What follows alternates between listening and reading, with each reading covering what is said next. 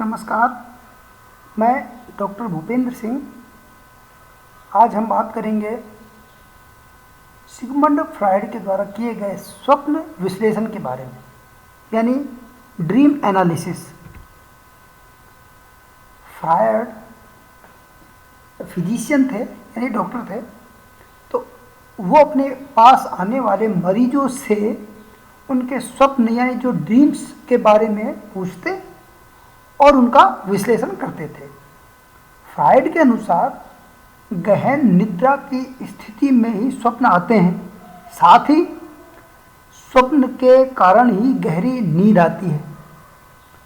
इन स्वप्नों के बारे में फ्रायड ने कुछ तर्क दिए थे, जिनमें पहला तर्क था कि जो स्वप्न है वो अतृप्त इच्छाओं या आवश्यकताओं के परिणाम है, यानी ऐसी इच्छाएं जो पूर्ण नहीं हुई हैं। दूसरा, अतृप्त इच्छाएं अचेतन मन यानी अनकॉन्शियस माइंड में रहती हैं। ऐसा इसीलिए क्योंकि व्यक्ति अतृप्त इच्छाओं को प्रकट नहीं करता, यानी ऐसी इच्छाएं जो कभी पूर्ण नहीं हो पाती हैं तो उनको आम व्यक्ति या व्यक्ति प्रकट नहीं करता। स्वप्न इन अतृप्त इच्छाओं की पूर्ति के लिए किए जाने वाले प्रयास हैं, यानी स्वप्न को क्या बताया उन्होंने कि ऐसे प्रयास हैं जो अतृप्त जो इच्छाएं यानी ऐसी इच्छाएं जो कभी पूरी ना हो उनके लिए उनकी पूर्ति को करने के एक साधन बनाया।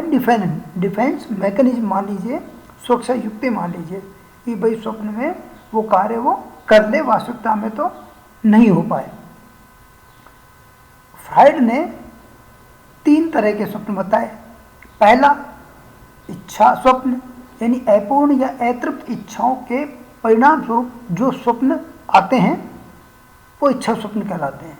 दूसरे, चिंता स्वप्न, विभिन्न प्रकार की चिंताओं के कारण आते हैं। अब चिंता घर की हो सकती है, बाहर की हो सकती है, व्यवसाय की हो सकती है, पढ़ने की हो सकती है, कुछ भी हो सकती है। तीसरे प्रकार के स्वप्न जो वो बताए हैं, दंड स्वप्न, यानी किसी को मारने पीटने या मार खाने की इच्छा का स्वप्न। क्या होता है कि जैसे कई बार मान लो कोई बहुत ताकतवर व्यक्ति है, हम उसको मार नहीं पाते, उसने हमें मार पीट दिया है, तो हम क्या है स्वप्न में उसको मारने पीटने का स्वप्न हम उसको देखते हैं और अपनी इच्छाओं की पूर्ति करते हैं। चौथी चीज उन्होंने बताई स्वप्न की प्रक्रिया। व्यक्ति के विचार या चेतन मन यानी कॉन्शियस माइंड में जन्म लेते हैं, यानी जो विचार होते हैं वो हमेशा चेतन मन में जन्म लेते हैं, जो बाद में इदम, अहम और परम अहम के रूप में स्वप्न में प्रदर्शित होते हैं। इदम यानी इड, अहम यानी ईगो और परम अहम यानी सुपर ईगो।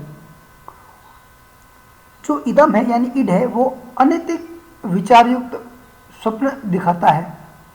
परम अहम यानी सुपर ईगो वो नैतिक विचार युक्त स्वप्न दिखाता है, जबकि जो अहम है या ईगो है वो इन विचारों में संतुलन बनाने का कार्य करता है।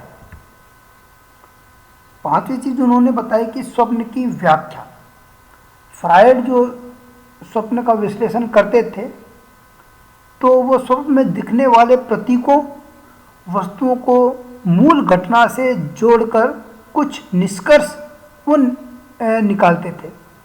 तो उन्होंने जो कुछ निष्कर्ष निकाले हैं तो यहाँ पर दिए हुए हैं कुछ। जैसे एक तरफ बताया गया कि स्वप्न में कोई व्यक्ति जो चीज़ देखता है तो उसका कौन सी घटित होने वाली घटना या क्रिया से संबंध हो सकता है। जैसे यदि किसी व्यक्ति ने स्वप्न में पानी देखा तो फ्रायड कहते थे कि वो जन्म से संबंधित कोई घटित होने वाली क्रिया के बारे में सोच रहा है।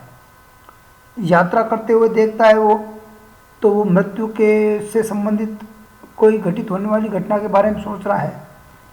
वृक्ष देखता है तो पुरुष लिंग को देखता है वो, है ना, उसके बारे में सोचता हुआ या उस अतृप्त इच्छा के बारे में सोचता है। मीनार को देखता है तो वो पुरुष लिंग से संबंधित कोई घटित होने वाली घटनाओं को देखता है। खाई या गर्त को देखता है, गर्त यानी गड्ढा, तो स्त्री योनि से संबंधित कोई घटित होने वाली क्रिया को वो देखता है। चढ़ाई पर चढ़ने का यदि कार्य वो देखता है अपने स्वप्न में, तो इसको फ्राइड कहते हैं कि ये मैथुन क्रिया से संबंधित वो कार्य घटित या कार्य घटित होने वाली क्रिया को देखता है। तो इस प्रकार फ्राइड ने स्वप्न का विश्लेषण करते हुए ये प्रमुख तथ्य दिए। इसी के साथ धन्यवाद।